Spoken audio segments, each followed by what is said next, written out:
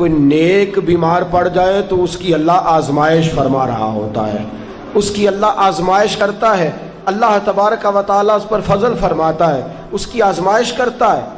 پھر ان مصیبتوں پر جو شخص صبر کرے، رب فرماتا ہے اگر میری رضا پہ راضی ہو گیا تو ان اللہ مع الصابرین، باقی نیکیوں پر میں ثواب دیتا ہوں، اور جو کوئی صبر کرتا ہے رب فرماتا ہے میں اس کا بن جایا کرتا ہوں، صبر کرنے والوں کے ساتھ ہو جاتا ہوں۔ اور جب اللہ آزمائش ڈالتا ہے نا تو جو کام سیدھے ہوتے ہیں وہ بھی الٹے ہونے شروع ہو جاتے ہیں۔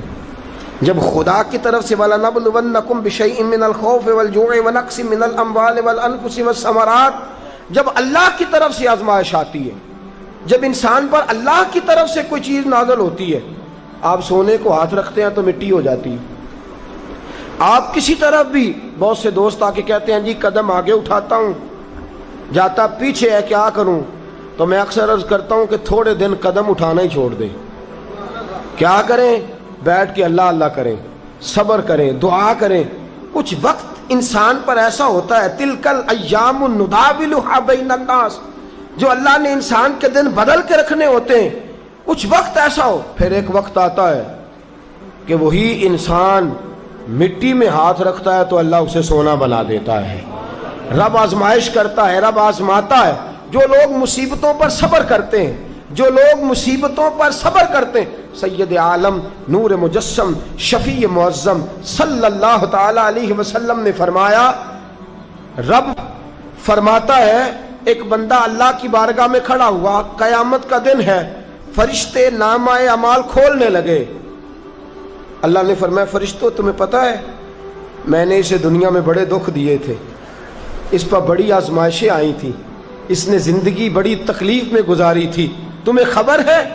یا اللہ ہم جانتے ہیں، بڑا صابر ہے، بڑا صابر ہے، اس نے صبر کے ساتھ وقت گزارا، صبر کے ساتھ اپنے اوقات کو طے کیا۔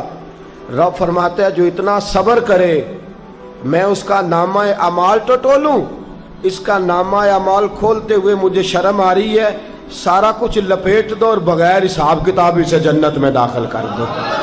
یہ صبر کرنے والا ہے، یہ صبر کرنے والا ہے۔ بڑی خوبصورت حدیث، بڑی، بخاری شریف میں موجود ہے۔ بخاری شریف کی یہ حدیث ایسی ہے جسے میں جب بھی پڑھتا ہوں میں چوم لیتا ہوں۔ حدیث کیا ہے؟ رسول کریم صلی اللہ تعالی علیہ وسلم نے فرمایا، رب فرماتا ہے ایک بندہ ہے اس کو میں نے آنکھیں نہیں دی، اس کو میں نے آنکھیں نہیں دی، اندھا ہے، پیدائشی اندھا ہے یا بعد میں کسی وجہ سے ہو گیا، اس کے پاس آنکھیں نہیں، لیکن اس نے زندگی بھر صبر کیا، اس نے زندگی بھر صبر کیا۔ صبح قیامت وہ کھڑا ہوا تو رب کریم نے فرشتوں سے فرمایا، فرشتوں اس کو میں نے آنکھیں نہیں دی، بیچارہ نہ بیٹی دیکھ سکا نہ بیٹا، نہ باپ دیکھ سکا نہ ماں، یہ کوئی دنیا کا نظارہ نہیں کر سکا، تم بتاؤ اس کا اجر کیا ہے؟ فرشتے کہتے ہیں مولا جنت کا اعلیٰ درجہ دے دے، اللہ اسے بے حساب بخش دے۔ رب فرماتے اس نے ساری زندگی بغیر آنکھوں کے صبر کیا ہے، اسے صرف جنت نہیں ملے گی بلکہ آج اسے اس کا رب اپنا دیدار بھی کرائے گا۔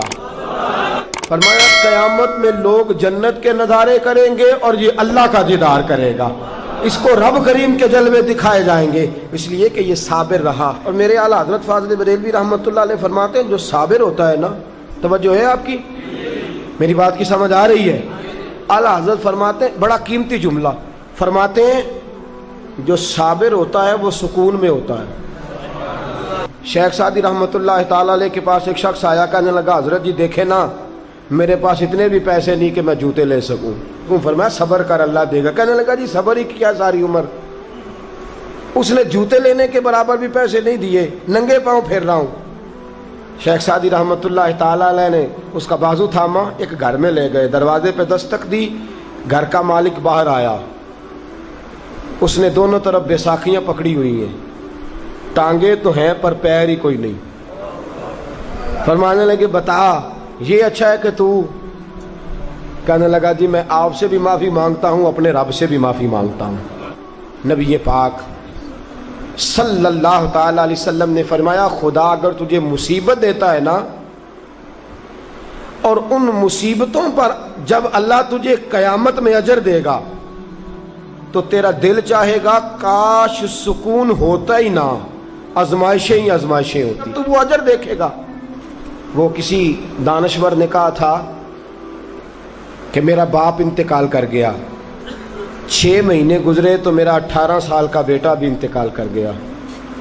کہنے لگے میں نے اپنے 80 سال کے باپ کا جنازہ اٹھایا تو میری کمر نہیں جھکی، لیکن جب 18 سال کے بیٹے کا جنازہ اٹھانے لگا تو میری کمر جھک گئی، اور رو کے کہنے لگا لوگوں باپ کا جنازہ پڑھنا آسان ہے، دعا کرو کسی کو بیٹے کا جنازہ نہ پڑھنا پڑ جائے، بڑا مشکل کام ہے، بڑا کٹھن مرحلہ ہے۔ حضرت ابو ہریرہ رضی اللہ تعالیٰ عنہ فرماتے ہیں اللہ کے محبوب صلی اللہ تعالیٰ علیہ وآلہ وسلم کے صاحبزادے جناب ابراہیم علیہ السلام فرماتے ہیں حضور کے صاحبزادے آپ رات کو جب ان کی ولادت ہوئی تو نبی کریم علیہ السلام ہمارے درمیان آئے۔